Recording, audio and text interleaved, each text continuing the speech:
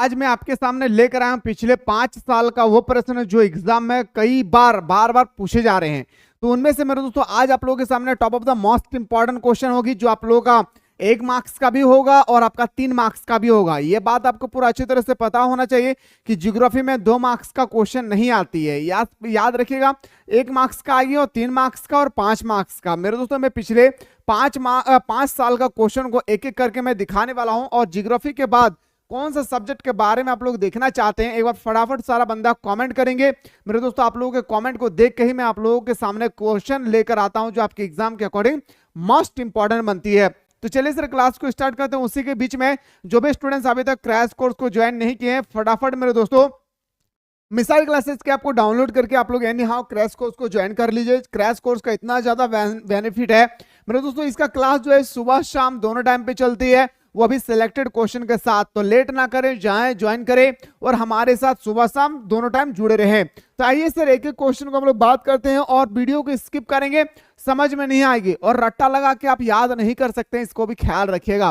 पहला क्वेश्चन है सर आपके सामने, परकीर्णन या एकाकी बस्ती किसे कहते हैं? यानी मेरे दोस्तों इससे आप क्या समझते हैं जो एकाकी बस्ती होती है? इसके बारे में अगर मैं आप लोगों को थोड़ा सा समझाना चाहूंगा मेरे दोस्तों, एकदम सिंपल सा भाषा में याद रखिएगा कि वह बस्ती को एकाकी बस्ती कहते हैं जहां पे मेरे दोस्तों घर जो है दूर दूर में बनाया जाता है, और एक घर अगर यहाँ पे है तो मेरे दोस्तों एक घर यहाँ पे होगी, और इसके बीच में जो गैपिंग होती है ना, इसमें आप लोगों का फसल को उत्पादन होती है, यानी कृषि किया जाता है। वही चीज आपको लिखना है कि एकाकी बस्ती के बस्तियां वे बस्ती कहलाती है जिनमें बस्तियां के घर दूर दूर या अलग अलग होते हैं। यानी एक घर अगर यहाँ बना है तो एक घर मेरे दोस्तों यहाँ पे होगी, एक घर यहाँ होगा, और इसके जो गैपिंग एरिया है ना, यहाँ पे हमारा चाष होगी यानी खेती होगा। इसी को हम लोग बोलते हैं एकाकी बस्ती। याद रखिएगा, 2 मकानों के बीच में जो कृषि होती है, 2 खाली क्षेत्र होता है, उसमें हम लोग कृषि करते हैं, उसको हम लोग बोलते हैं एकांकी बस्ती। एकांकी मतलब क्या है? अकेला अकेला रहना। क्या है एकांकी बस्ती का मतलब? क्या होती है? अकेला अकेला रहना। यानी एक घर यहाँ है तो दूसरी घर उससे कहीं दूर होगी, और उसके बीच में जो एरिया होगा उसमें हमारा चाष होगी, खेती होगा। उम्मीद करते हैं मेरे भाई कि पहला क्वेश्चन आप लोगों को अच्छी तरह से समझ में आ गया है। रबी की फसल से आप क्या तात्पर्य है? रबी की जो फसल है इससे क्या तात्पर्य है? तो रबी की फसल को शरद ऋतु में लगाया जाता है। कौन से ऋतु में मेरे भाई? ठंडी के मौसम में रबी की फसल को लगाया जाता है, अर्थात इसकी कृषि ऋतु अक्टूबर से मार्च तक होती है। याद रखिएगा मेरे भाई, कब से कब होती है? अक्टूबर से मार्च तक होती है। जैसे हमारा गेहूं हो गया, चना हो गई, सरसों हो गया, जो हो गया, ये सब हमारा आता है इससे रबी फसल में। रबी की फसल होती है, बस याद रखिएगा कि शरद ऋतु में होती है, शरद ऋतु में लगाया जाता है। इसका जो सेशन है वो हमारा अक्टूबर टू मार्च है। क्या भाई? अक्टूबर टू मार्च। इसको याद रखिएगा, कहां से कहां तक? तो बताएंगे सर अक्टूबर टू मार्च होती है, ठीक है। और इसका मुख्य फसल हमारा गेहूं, चना, सरसों। जो अब रबी फसल क्या है, जायद फसल क्या है, नकदी फसल क्या है, खरीफ फसल क्या है, कौन सा फसल कौन से फसल के अंतर्गत आती है, इसका मैंने बहुत बेहतर तरीके से एक ट्रिक आप लोगों को प्रोवाइड कर चुका हूं एप्लीकेशन पे। तो जो भी स्टूडेंट्स एप्लीकेशंस के माध्यम से स्टडी कर रहे हैं वो जाकर वहां पे देख सकते हैं। जो अभी तक स्टूडेंट्स डाउनलोड नहीं किए, फटाफट प्ले स्टोर से मिसाइल क्लासेस के आपको डाउनलोड कर ले।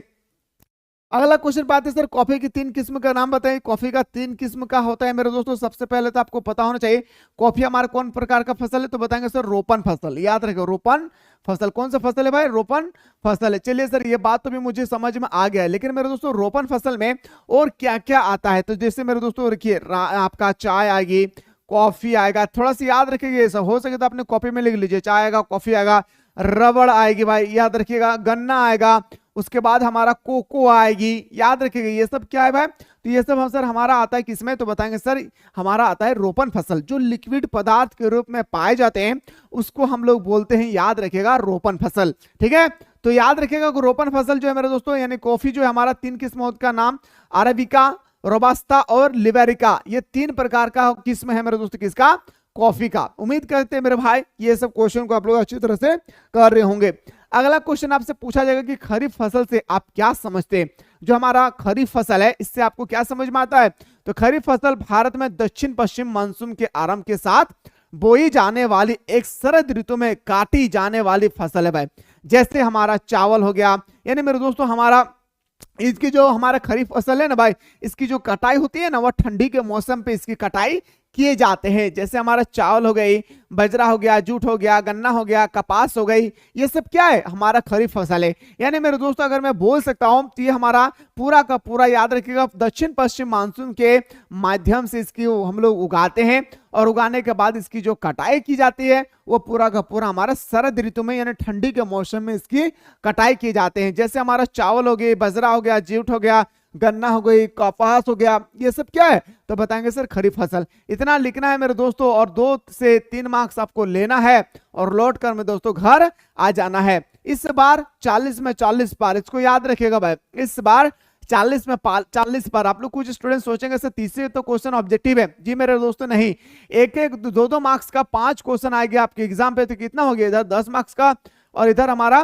30 मार्क्स, टोटल हमारा कितना हो गया, 40 मार्क्स। तो ये जो 40 मार्क्स है ना भाई, अपने हाथों से यूं ही जाने ना दे। और अगर आप लोग क्रैश कोर्स को ज्वाइन किए हैं तो जितना मैं आप लोगों को सुबह और शाम मैं आप लोगों को बता रहा हूं, बस ईमानदारी पूर्वक आप लोग उतना पढ़ लेंगे, आपका 40 में एक भी क्वेश्चन मेरे दोस्तों इधर उधर नहीं आएगी। पर शर्त है कि जो मैं आप लोगों को पढ़ाता हूं उसको अच्छी तरह से सुना कीजिएगा भाई।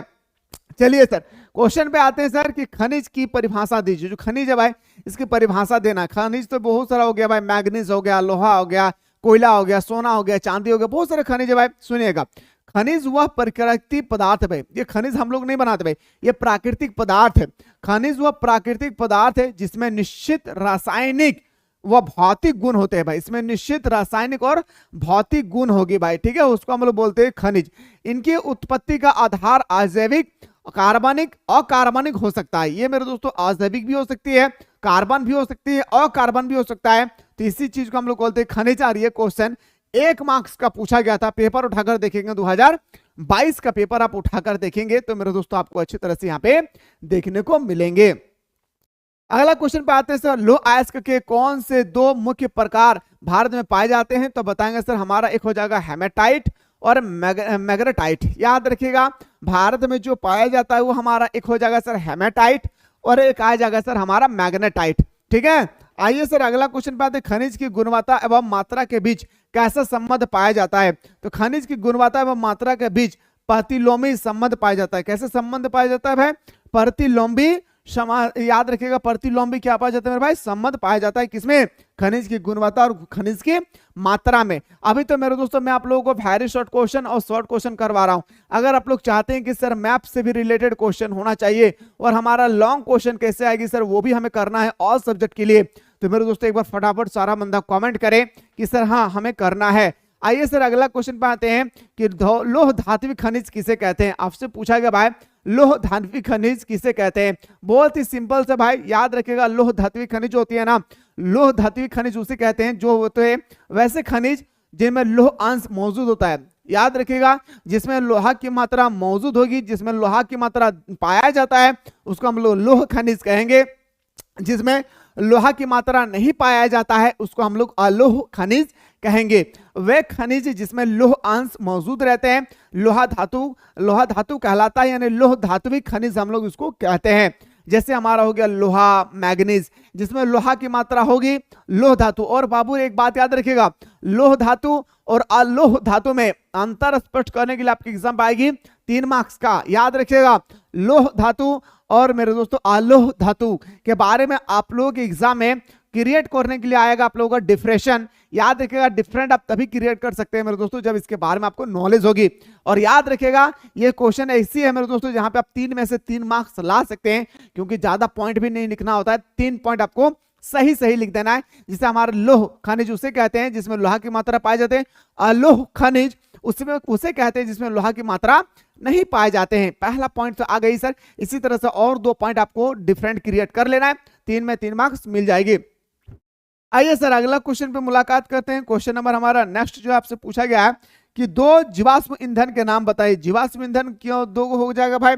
तो जीवाश्म ईंधन जो होती है ना मेरे भाई बहुत इंपॉर्टेंट क्वेश्चन है, कई बार पूछा जा चुका है। तो पहला हमारा हो जाएगा सर कोयला और पेट्रोल। मेरे दोस्तों हमें समझ में नहीं आया, मैं तो सर रट्टा लगा लिया हूं कि एक कोयला होगा एक पेट्रोल होगी। जीवाश्म ईंधन किसे कहते हैं मेरे दोस्तों? जब लाखों करोड़ों हजारों अरबों खरबों साल पहले कभी भी कोई जीव जंतु या कोई पेड़ पौधे जमीन के अंदर दब कर रह गए और उसके बाद मेरे दोस्तों ये जो खनिज में बदल जाते हैं, इसी को हम लोग बोलते हैं, याद रखिएगा, जीवाश्म ईंधन। जैसे मेरे दोस्तों पेट्रोल भी हो सकता है, हमारा डीजल भी हो सकती है, हमारा कोयला भी हो सकता है, हमारा सोना भी हो सकता है, ये सब क्या है, हमारा अभ्रक भी हो सकती है।